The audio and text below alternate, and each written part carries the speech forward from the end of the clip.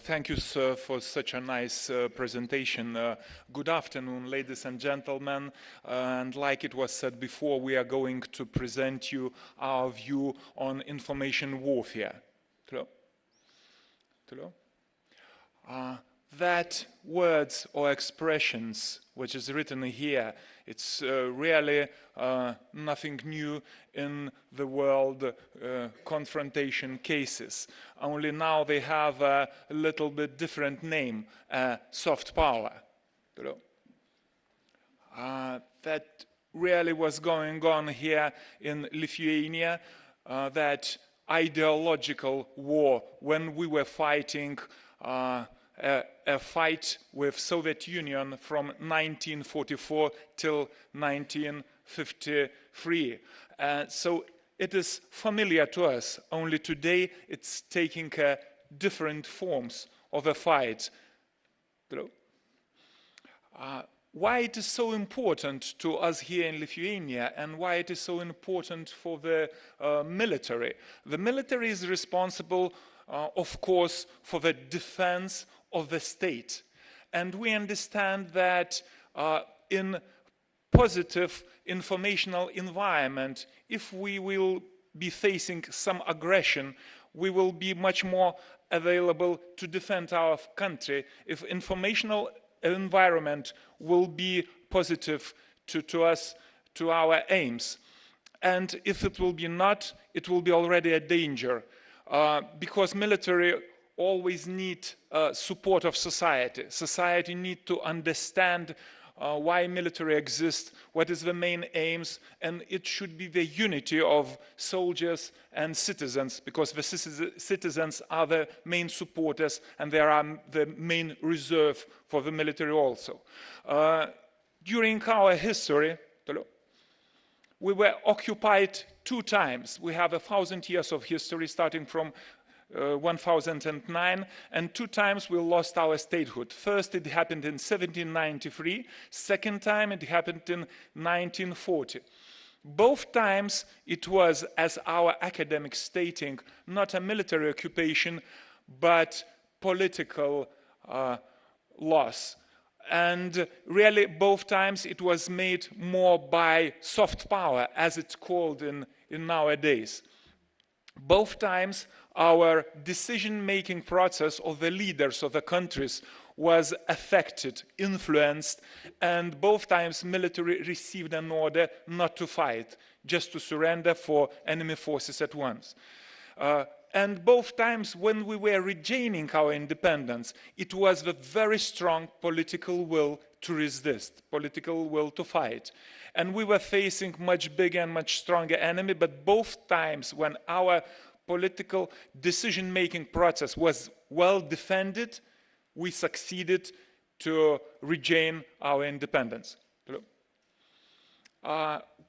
We were very interested how it went, so 2 years ago we asked our academic society to make a conference in military academy and trying to explain to us how it went, how it happened, how we were defeated, how our decision-making process was affected. And here one of our academics, Dr. Martisius, is explaining how our big neighbor succeeding to influence our decisions and make it wrong. Last year, in 2013, we really understood that it was a big breakthrough in the field of information warfare. Really, our department, our other secret services very clearly stated that we are facing a huge propaganda float from the East. And our president, who is a Supreme Commander of Armed Forces, very clearly stated that we are under information attacks, under influence campaign. We are very happy that our colleagues in the West started to understand very loud and clear what is going in our region. And here just some thoughts of Mr. Lucas, who is often guest in our regions, especially in Lithuania, and he understands that situation very well. Again, about situation, few thoughts what our academics are thinking, and especially what the main ideologist of the Kremlin is stating. What is the Russians' national interest? And it is said very openly, loud and clear. What our analysts of our department, they identified very clear that that information campaigns, influence campaigns, which is ongoing against us, is very well coordinated from well placed. And really, our opponents, they picked 10 targets, what we found out, what they are attacking and criticizing in information fields. They're using internet, they're using radios, they're using movies, they're using very different conferences, books, articles, but the main caliber is a television. We have a situation here with our TV. We have a domination of our eastern neighbor TV channels on our TV packages. And we really lack here information from the unions in which we joined. So from countries from the NATO and countries of European Union. So our neighbors trying through TV channels just dominate here in the informational environment. You can observe here in 2013, last year, which targets were attacked mainly. And generally, it was attacked history. We'll talk about that a little bit later. So the history remaining the main target, which is under our opponents' attacks. Of course, we are very proud that military and our participation in NATO is also one of the main targets of information warfare. Next.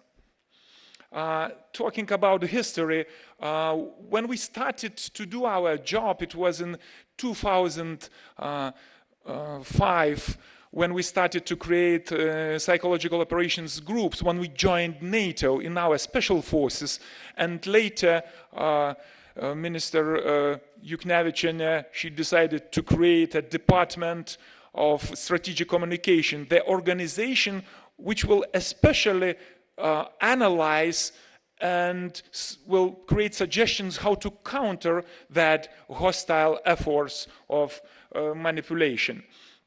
So our analysts made assumptions that history will be the main target because we're building a motivation of our soldiers how to defend our country and why they need to go to international missions on our history. It's all based on our history because we are telling, look, your grandparents were fighting such a long time, such in difficult circumstances.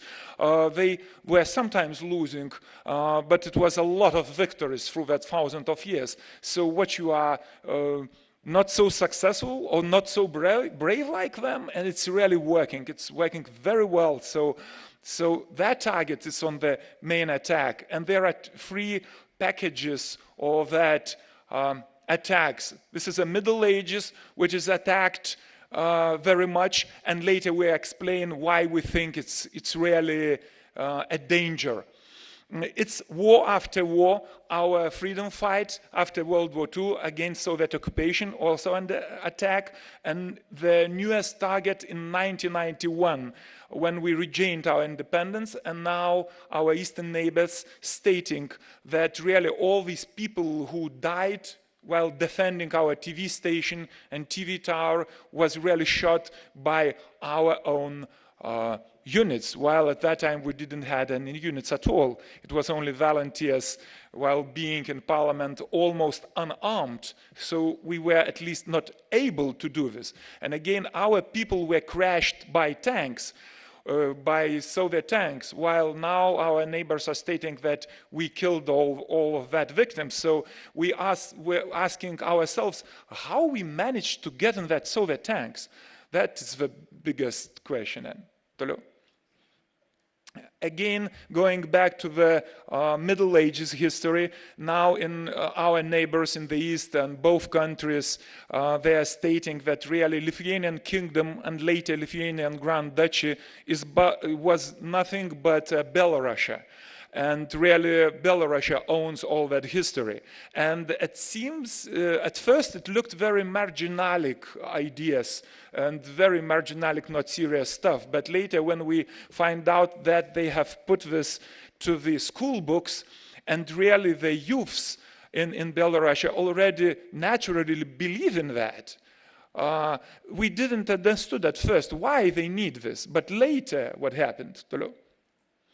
The vice chairman of Russian Duma last year during one of the biggest Russian exercises on our borders also in 2013, Zapad 2013 it was called, he made a speech on TV where he stated that really Lithuania don't own the Klaipėda, our harbor city, our main harbor, because Russian soldiers were fighting with Germans to liberate that city. And it should belong to Kaliningrad district. So Lithuanians should be kicked out from Klaipėda.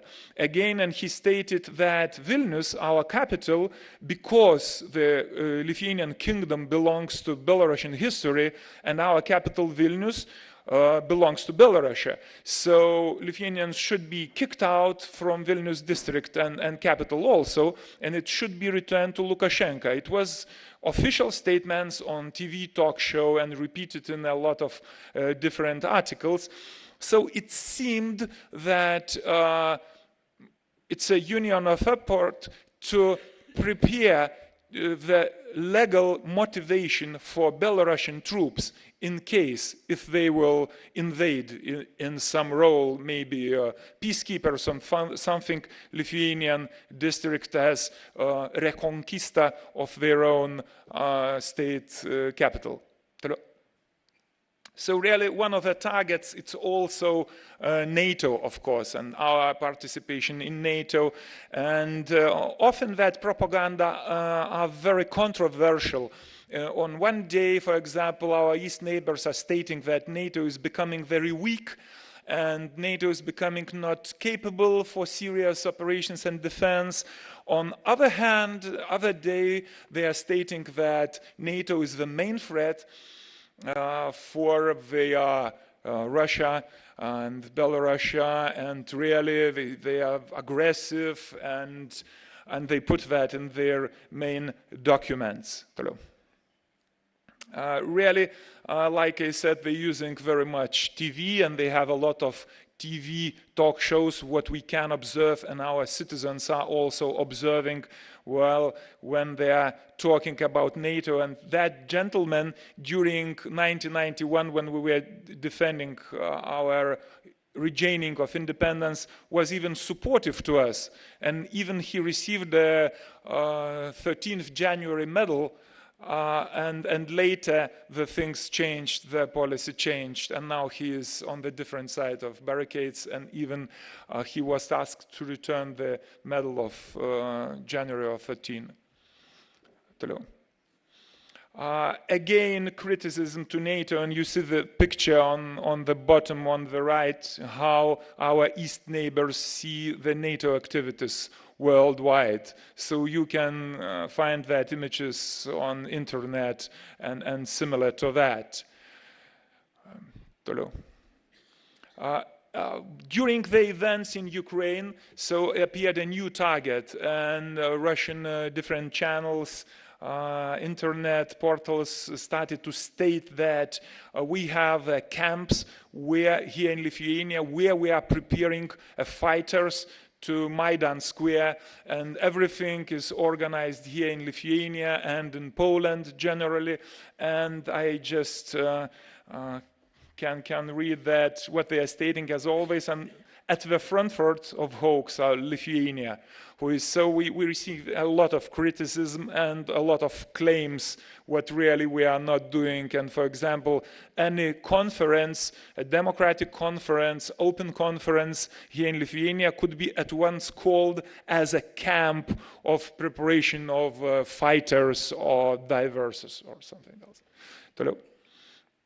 Of course, what we are observing on internet, it's becoming more and more important, internet, and information is spreading out so quickly, and we're already observing the different portals here in Lithuania and Facebooks, which are openly inviting to join them as a fighters against Lithuania, as a separatists, anti-constitutional separatists against Lithuania state. And they're inviting Lithuanian citizens here. We don't have a lot of minorities, other nationals, minorities, but again, there are about 150, about 200,000, and to create any provocation, you don't need to have 100,000. You don't need to have 10,000. You don't need to have 1,000.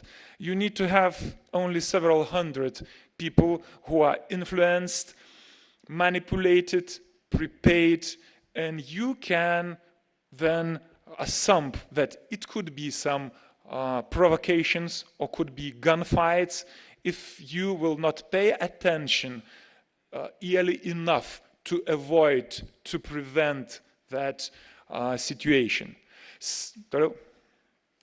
What a tendency is, well, talking about non-traditional occupation, there are Russian ideologies, what they are telling how control and use resources of the neighboring country just without the traditional invasion, traditional conventional invasion.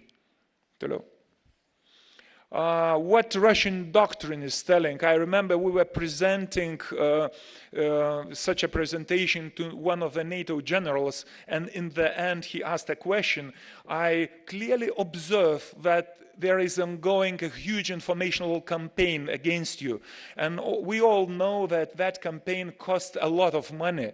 And what is your answer? Why your neighbors are spending so much money to that campaign? What is the end state of that? But we said we are not so good still in analysis, but please let's look at their doctrine, where they are clearly talking about informational confrontation. And when they are talking about use of informational confrontation activities in order to achieve political objectives, and then later to use military force. Just to remember about NATO Stratcom doctrine. Mark Leithofen is telling that perception becomes reality. So in different words, if influence operations don't change your beliefs, but it could change your behavior. So our neighbors are trying to influence our electorate, and through electorate they are trying, of course, to influence the higher levels and to influence our decision-making process. Again, what we can now state that informational dimension becomes so important in nowadays conflicts, and really the field of battle is changing a lot. What we are observing in Ukraine, there are new threats, new different ways of how to win the fights, how to win the battles, how to win the minds and hearts of the people, and how to achieve results. So, and I always remember how one of instructors in NATO colleges who were teaching us all the time were repeating, transform or you will die. So what we observed in Crimea, and our analysts during that weekend were observing events and already stated that what happened, that the Russian military changed almost totally. And not only in equipment, not only in the tactics, but they changed mentality. And you see how looked like the soldiers operating in Crimea. They looked like almost the Western countries' commandos type units, ranger type units. They well equipped, they were behaving very well. So it's not like the events what happened in Georgia. It's not the war what happened in Chechnya. It's nothing close to that. It's total difference. So last year, Russians told that really they transforming the Spetsnaz to the Special Operations Forces. And really we noticed that, we started to analyze, but our assumptions was wrong. Even we, with how we often called paranoid about Russia, even we stated that it will be a long way and they will not succeed at once to change mentality of soldiers. And we will see the same what we saw in Georgia or in Chechnya, but we were wrong. Because they started that transformation not last year, but after Georgian war. And they had time. And when they already transformed their forces from Spetsnaz, old style, unsuccessful, to Special Operations Forces, they already have been changed that. And they only stated when it was done. And in Crimea, what we saw, it was the big-scale special operation generally on the same backgrounds what Western Special Operations Forces are doing. Again, in southeast Ukraine, our analysts observing now already totally different operation. It's not special forces, special operation, wild scale, but it's real unconventional warfare. According to all Western doctrines, we saw all the unconventional warfare features. And we don't see any more Western type regional units. You have a question? Yeah. Regional type Western units, we see different people. We can assume that they are operating Russian intelligence, Russian Special Operations Forces, but generally that bad job at doing people from Crimea that called Titushkas, or local people who are influenced, manipulated, and paid, of course, by forces. But they are achieving that results. We think the results of operation are different, type of operation are different, but again, they are using special forces here mainly with intelligence. So it was special operation and unconventional warfare. Again, what in last year, Russian general, he stated about that changing of military actions, that non-contact clashes and all different things. But what we think, it was not well taken to the mind. And it just we were not listening too carefully to what already our neighbors, were messaging to the world. We have our colleague in Latvian Military Academy, Juris Berziņš. He made a perfect paper on that stages of war, of modern war. And he put 8 stages. And you see 7 first of them, all of them were unconventional. And only 8th stage is a real conventional warfare. So what we think, our eastern neighbors are using that very successfully. And generally, doctrines and tactics, was worked in the West, of the Western think tankers, they're using that like technologies also very successfully. Again, about motivation and will to resist, what we were watching in Crimea and southeast Ukraine, we saw the units, what we supposed will be the loyal units to Ukraine government.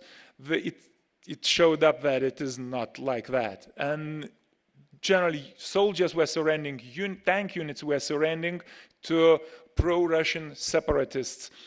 And Ukraine at first lost a lot of their own equipment, armored vehicles, tanks, personnel, while only now National Guard, newly formed, are regaining some areas where they're waving success. And we can still observe big problems there, and loyalty and beliefs and bases are very important here for soldiers. And we can see and we can assume that ideology for soldiers was not well prepared in Ukrainian military. So that's why we're getting back to history, why it's so important, and identity of soldiers also very important. For why you need to fight, why you need to defend your country, who are you, and what is your values, the main steps. So I'm going back to history, and I want to just memorize how we lost 2 times already our independence by soft power, by manipulating, not because our military was weak, or not because our military was not ready to fight, but because they received the wrong orders, and because our decision-making process was destroyed and influenced totally. So we want to do everything with our NATO allies not to allow for time to happen this. And that's why we're sending our best troops to international missions, and that's why, because we wish to receive the same support for us, just in case. So thank you, ladies and gentlemen, for attention. Sir.